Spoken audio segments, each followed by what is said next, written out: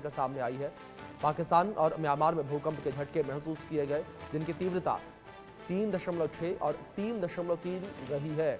National centre for seismology यानी कि NCS ने इसकी पुष्टि की।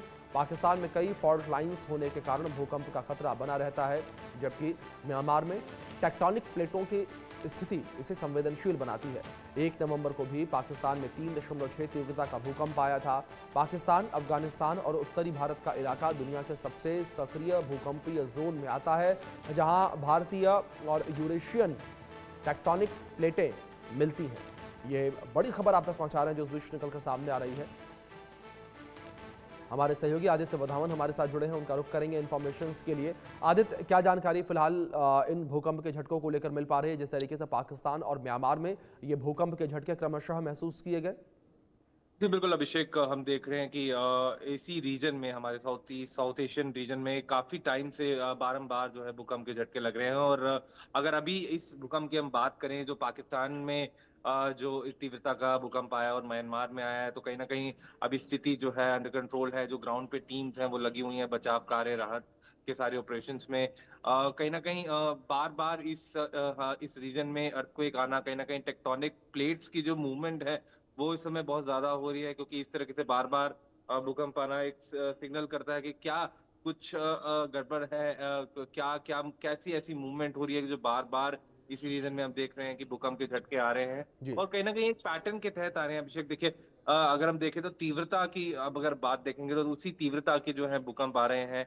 कहीं 5 दशमलव के, 6 दशमलव के, 6 तीव्रता के भूकंप। तो कहीं ना कहीं स्थिति अभी बहुत ज्यादा नाजुक है। पूरा जो इसकी जो पूरे एरिया की जो सतह है कहीं न कहीं वीक हो रही है। जो ग्राउंड की जो जो इसका टेक्सचर है, उसी की वजह से जो टेक्टोनिक प्लेट्स मूवमेंट हो रही है। और कहीं न कहीं पाकिस्तान और म्यांमार में दोनों ही जगह पूरी-पूरी कुछ घर गिरने की भी कुछ ऐसी रिपोर्ट्स आई हैं। कई म्यांमार में उसका पूरा असेसमेंट अभी हो रहा है। अभी क्योंकि प्रिलिमिनरी जो बचाव राहत कार्य वो चल रहे हैं, तो कहीं न कहीं सीस्मोलॉजिस्ट भी इस चीज़ में जुटे हुए हैं कि क्यों यहाँ पर अब बारंबार जो है भूकंप के झटके लग रहे हैं।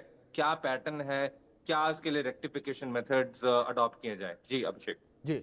आदित्य, दूसरी ओर जिस तरीके से फॉल्टी लाइन और टेक्टोनिक प्लेट्स का जिक्र किया गया, इसको लेकर सिस्मोलॉजिस्ट का क्या कुछ कहना कि आखिर किस तरीके से जो टेक्टोनिक प्लेट्स हैं उनमें हलचल इस वक्त देखने को मिल रही है?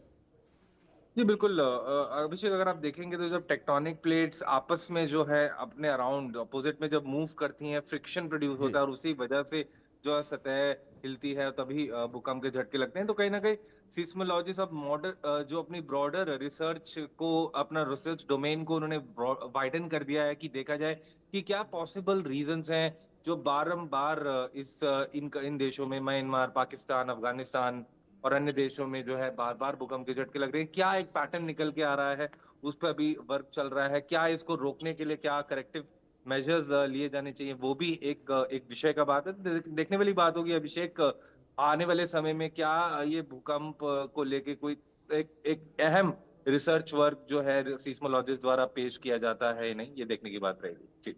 जी, बिल्कुल, ज़ाहिर तौर पर जिस तरीके से ये जानकारी आदित्य आप पहुँचा, लेकिन आदित्य, दूसरी ओर अगर बात इन भूकंप के झटकों को लेकर करें, तो पाकिस्तान में इससे पहले भी 3.6 तीव्रता का भूकंप आया था। बार-बार जो ये भूकंप के झटके आ रहे हैं, इसको लेकर क्या वैज्ञानिकों के द्वारा कुछ चेतावनी जारी की गई? जी, बिल्कुल चेतावनी है। टेक्टोनिक प्लेट्स का जो अनयूजुअल जो मूवमेंट हो रहा है, जो जी। आपस में स्लाइड कर रही हैं टेक्टोनिक प्लेट्स, यही एक मेजर रीज़न है बार-बार पाकिस्तान, अफ़गानिस्तान, म्यांमार जैसे देशों में भूकंप आना। कहीं न कहीं हम देख रहे हैं, हम हमारे नॉर्थ ईस्ट में भी काफ़ी भूकंप के झटके लगे हैं बीते जी। कुछ समय में। तो